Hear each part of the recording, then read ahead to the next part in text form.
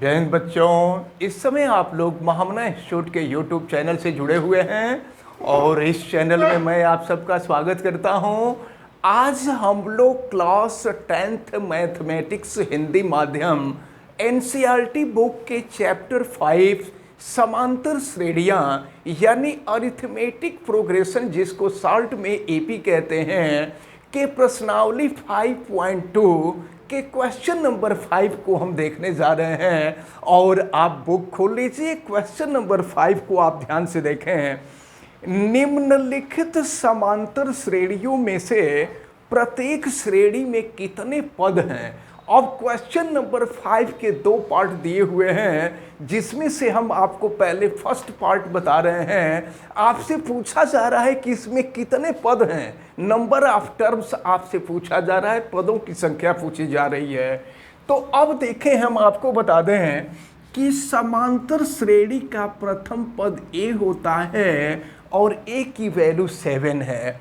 अब इसके बाद हम सार्वंतर यानी कॉमन डिफरेंस निकालेंगे और कॉमन डिफरेंस निकालने के लिए दूसरे वाले पद में से तीसरे वाले पद को हम दूसरे वाले पद में से पहले वाले पद को घटा देंगे तो 13 में से 7 घटेगा तो 6 हो जाएगा। और जानते हैं ये सबसे लास्ट में जो नंबर होता है ना, यह यनवा पद होता है।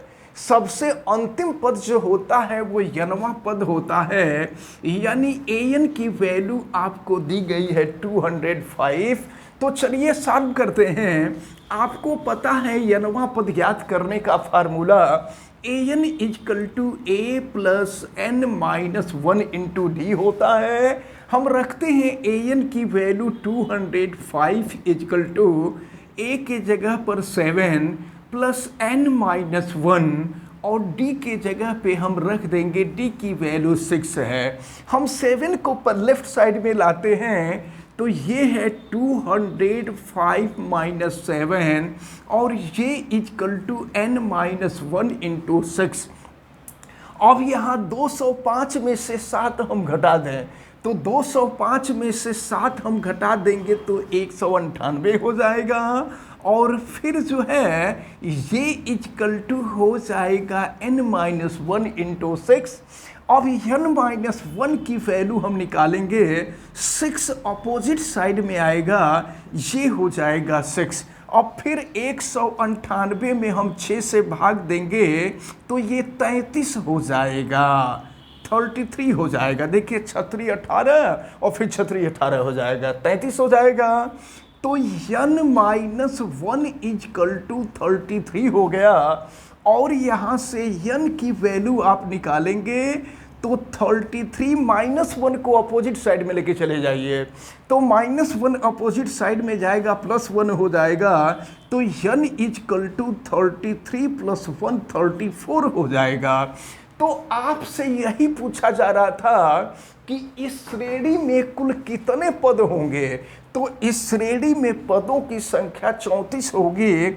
आप यहाँ लिख सकते हैं अतः श्रेणी में पदों की संख्या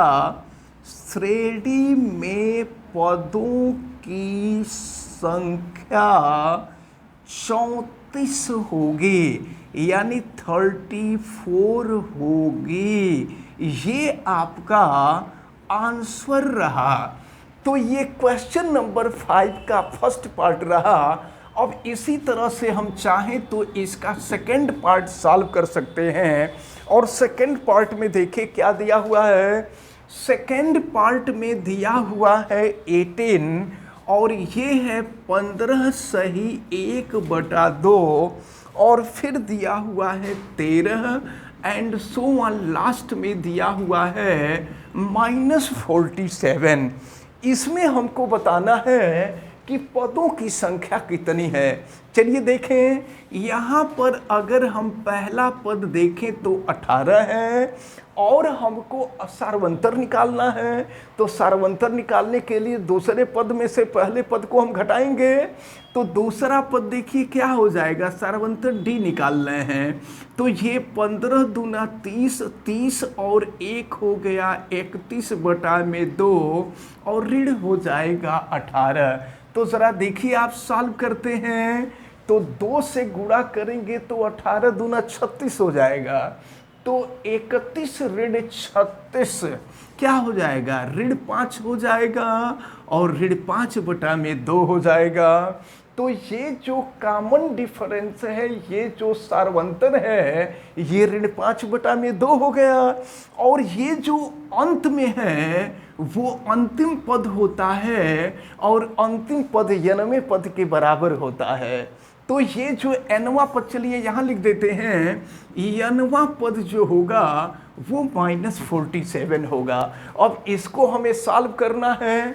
तो nवां पद ज्ञात करने के लिए formula an = a + n-1 × d, इस फार्मूले का हम प्रयोग करेंगे।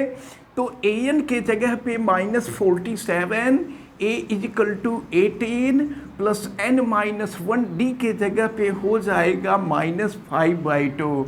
अब देखिए क्या करते हैं, 18 को हम अपोजिट साइड में लाते हैं तो माइनस हो जाएगा। ये -47 - 18 = n-1। और देखिए ये माइनस है तो माइनस यहाँ लिख देते हैं और ये हो गया 5/2। अब इसको हमें जोड़ना पड़ेगा क्योंकि दोनों माइनस है। तो ये हो जाएगा 8 × 7 = 15 हो गया, 5 हो गया और 4 × 1 = 5, 1 × 6 हो गया, -65 हो गया। और ये = -n-1 5/2 हो गया।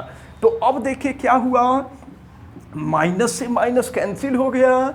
अब ये हो जाएगा आपका 65। और देखें ये 5/2 है, 5/2 में 2 को हम ऊपर ले जाते हैं और 5 नीचे आ जाएगा, ये हो जाएगा n-1। तो अब इसको हम सॉल्व करते हैं। तो 5 से अगर इसको कटाएंगे तो ये 13 हो जाएगा, 13 × 5 = 65 हो जाएगा। और ये हुआ 13 दूना 26 बराबर n-1। अब -1 को अपोजिट साइड में ला दीजिए तो ये हो जाएगा 26 और -1 अपोजिट साइड में आएगा, +1 हो जाएगा। तो 26 + 1 = n, यानी n हो जाएगा 27। यानी ये जो सेकंड पार्ट है, इस सेकंड पार्ट में पदों की जो संख्या होगी वो 27 होगी।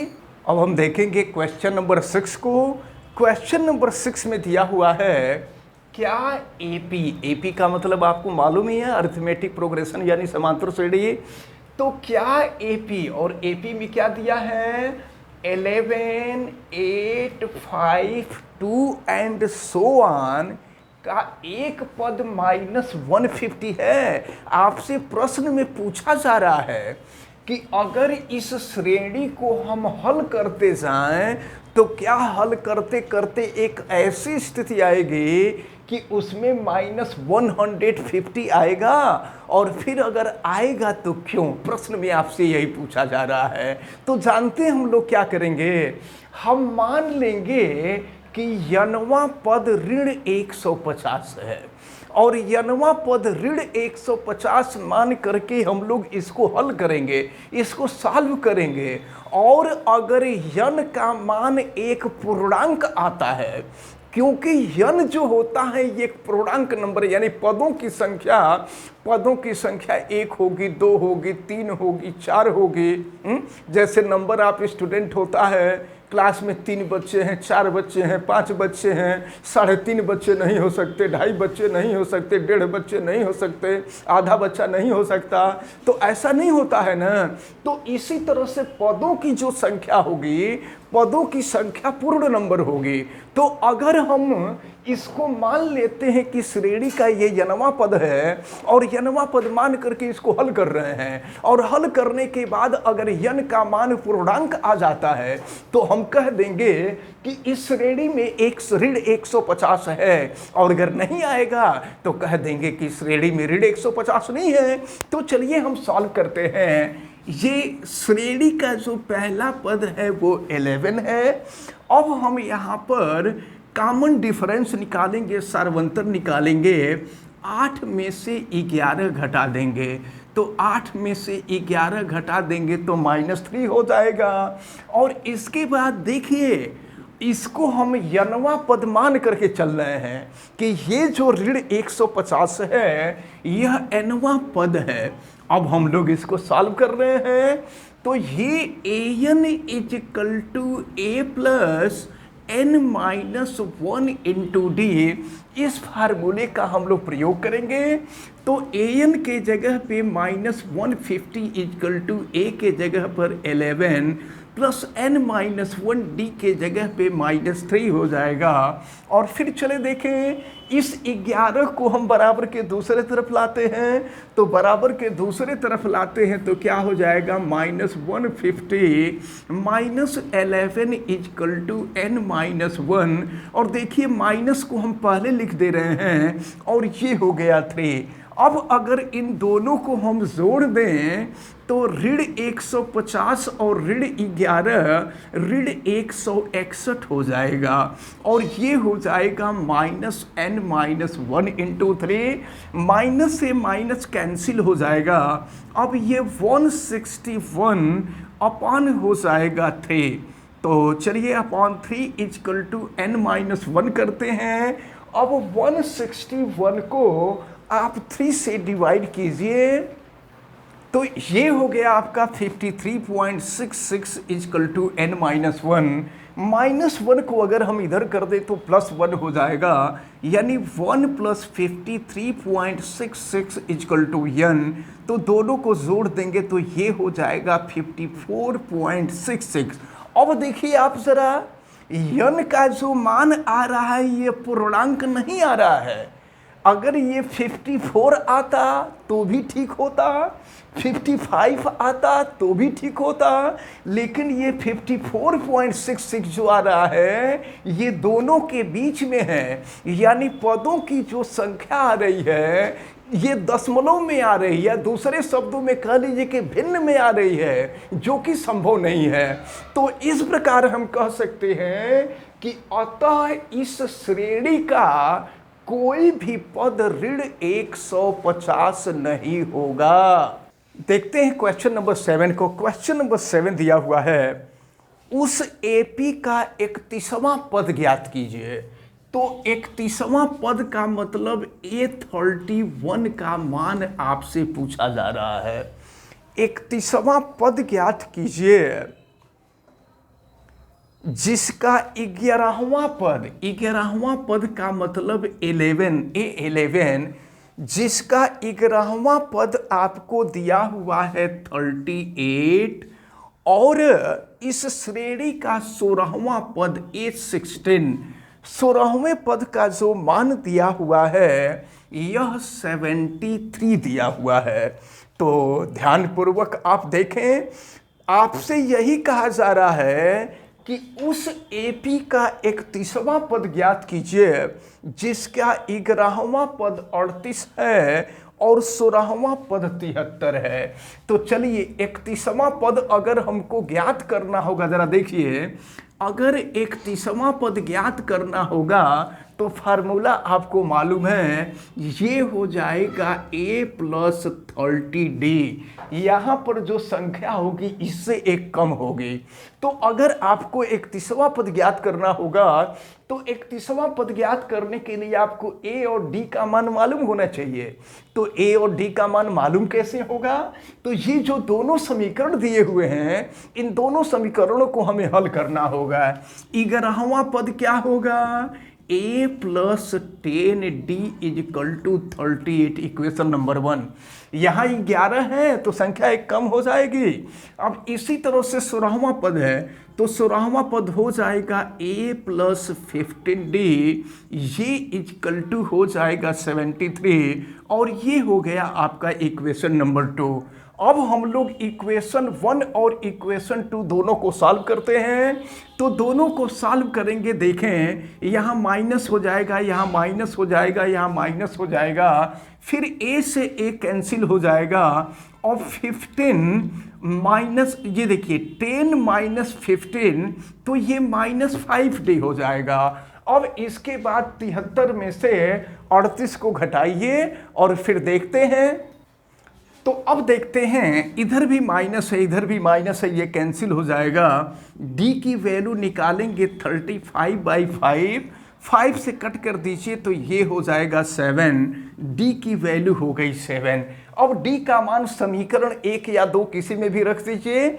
चलिए हम समीकरण 1 में रख देते हैं, तो ये हो जाएगा आपका a प्लस 10, d की वैल्यू है 7 इक्वल टू है 38। फिर सॉल्व करेंगे इसको, तो a प्लस 10 में 7 का मल्टीप्लाई करेंगे 70 हो जाएगा, और ये हो गया 38।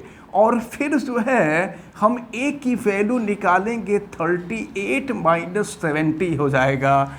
तो अब जो है यहाँ से 38 में से 70 आप माइनस कर दीजिए, तो ये 32 हो जाएगा, -32 हो जाएगा। तो a की वैल्यू हमको मालूम हो गई और d की वैल्यू मालूम हो गई, तो अब a और d का मान यहाँ पे रख देंगे, तो a 31 निकल जाएगा। a 31 इक्वल टू a की जो वैल्यू है -32 है, और +30 इंटू डी की जो वैल्यू है वो 7 है। फिर देखिए क्या हो जाएगा, a 31 इक्वल टू -32, और फिर यहाँ कर देंगे तो 7 के 21, ये 210 हो जाएगा। अब a 31, अब यहाँ 210 में से 32 को घटा देना है। तो अब इस प्रकार जो है ये 210 में से हम 32 माइनस करेंगे तो 178 होगा। तो आपसे यही पूछा जा रहा था कि इस श्रेणी का 31वां पद कौन होगा, तो आप लिख देंगे कि अतः श्रेणी का 31वां पद